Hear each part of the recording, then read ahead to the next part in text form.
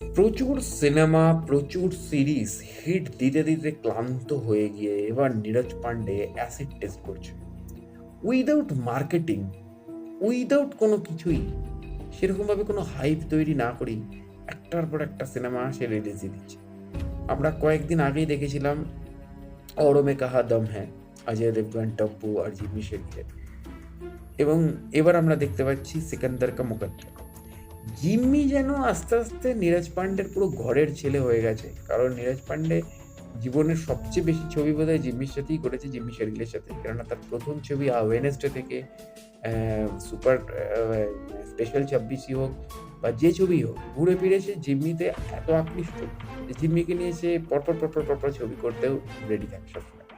কিন্তু নীরজ পান্ডে মানেই নতুনত্ব। নীরজ পান্ডে স্পাই থ্রিলারের একদম, কি বলবো, স্পাই থ্রিলারের, মানে ইন্ডিয়াতে স্পাই